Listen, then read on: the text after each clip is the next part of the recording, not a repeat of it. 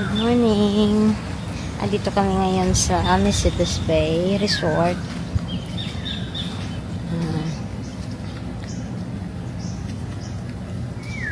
Ganda ng lugar.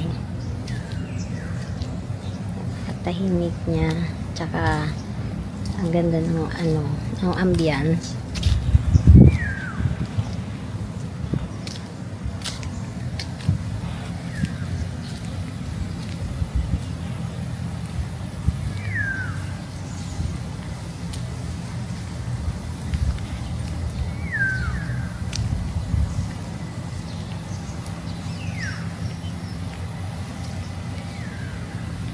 Dito sa resort na to, pwede kang maligo sa pool. Mayroon silang, ang maganda sa kanila dito yung infinity pool.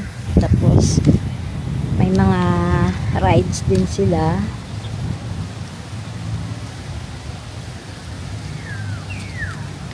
Kung ayaw mong maligo sa pool, meron naman silang pwede kang maligo sa dagat.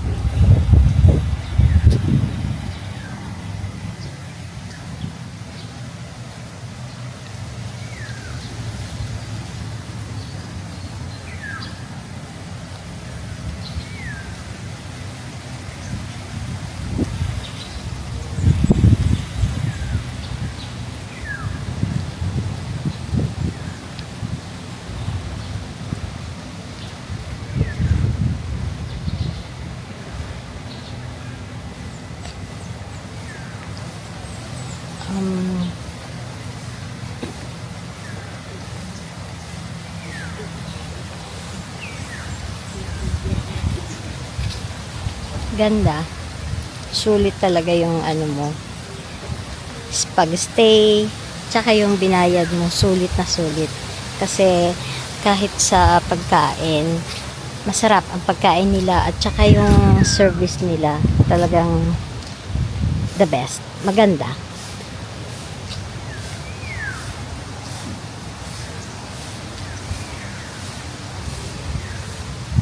Ito, yung pool na to, ang tapat nito ang dagat. At ito yung nila, restaurant. Diyan kami kumakain at diyan din kami magbe-breakfast today. We're just waiting for the kids. They're just still preparing for themselves.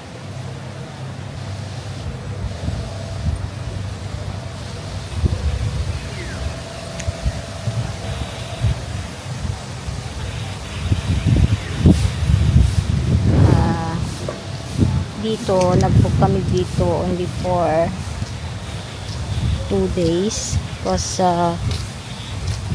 limited lang kasi yung bakasyon namin, masyadong maiksi, kaya wala kaming time masyado. So at least makarating kami dito kasi matagal ko nang gustong pumunta dito. Kaya sabi ko, pagka nagbakasyon kami sa Pilipinas, dito ko gusto magstay. Dito ko gusto pumunta ng dito maligo. Dahil baga may sentimental value ang lugar na to. Kasi lugar to ng asawa ko. Dito lumaki yung asawa ko. Baga lugar niya to. So yun, kaya mas pinili namin na dito magstay.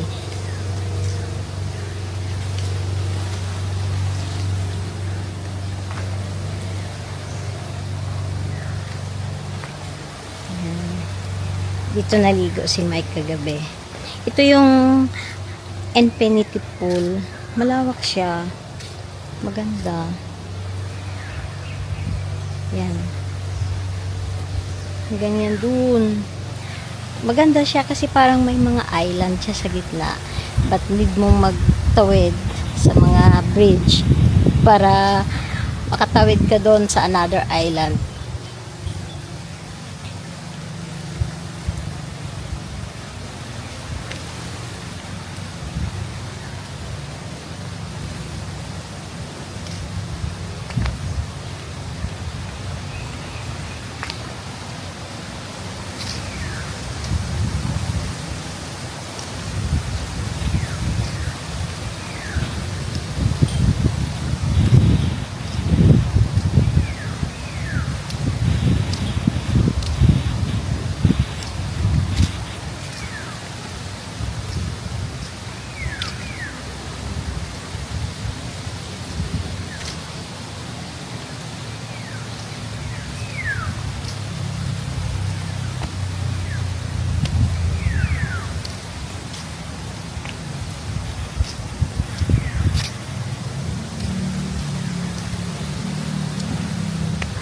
So, babalik na ako dun sa restaurant. Baka andun na yung mga bata.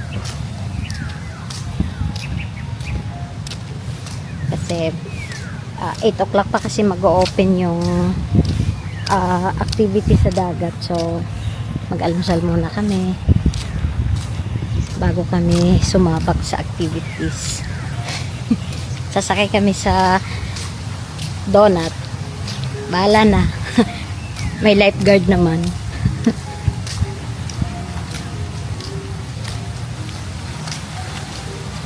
Sulitin lang namin yung bakasyon namin dito. Kasi mahirap. Hindi basta-basta nakakauwi kasi nga alam nyo na need ng budget. So, pagbalik, trabaho lang, go lang. And then, after, ipon, and then, bakasyon. Andito na yung dalawa. Wala pa yung dalawa ko. Yan. Waiting na sila sa breakfast. Ito yung dito nag-billiard kagabi. May billiard sila dito. Ayan. And then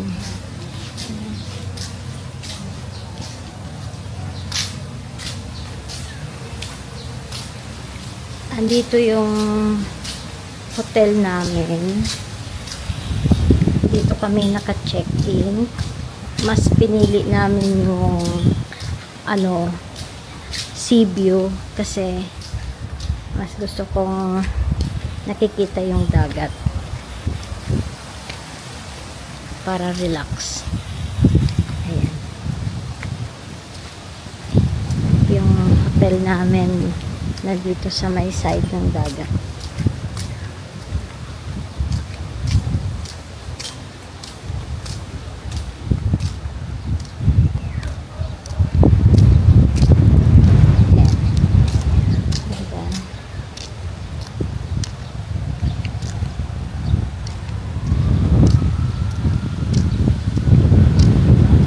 Ito ang view ng dagat. Nakaharap yung namin dyan, yung kwarto. So, yung hangin talagang fresh na fresh from the ocean. So, ganda. Ayun.